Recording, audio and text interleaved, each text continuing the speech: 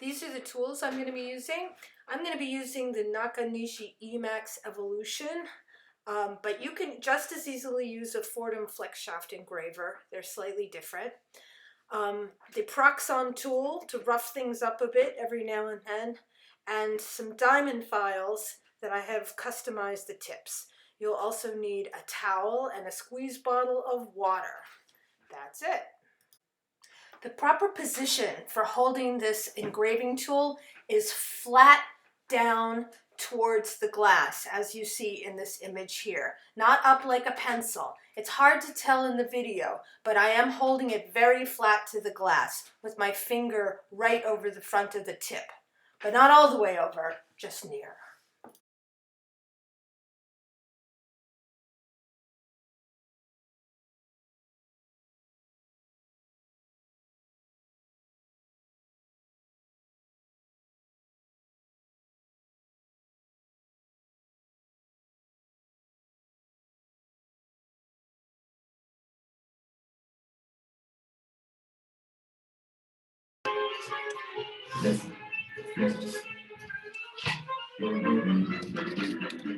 Always use water when you're using diamond tools.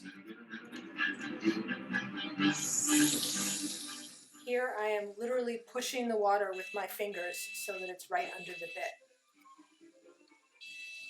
The first thing I usually do is some of the lightest highlights.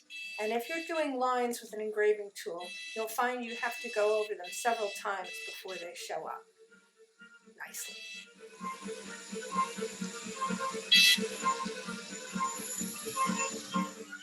I am constantly wiping down the surface to get rid of the dirty water and replacing it with a little bit of clean water. Always making sure the bit is wet.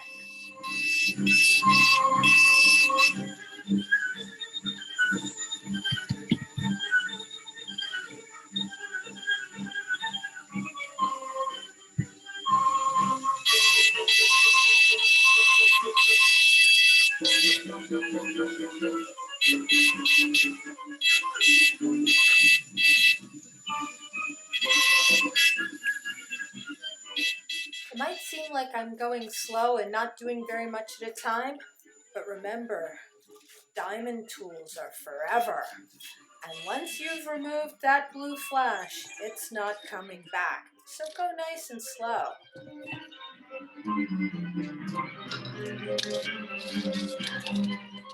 This is the Proxon tool. I usually use the Proxon tool to rough up the surface where I'm going to file. And the file I use to blend in those sort of curly little marks I'm making. Proxon tool doesn't have much power, so it's not really good for engraving lines.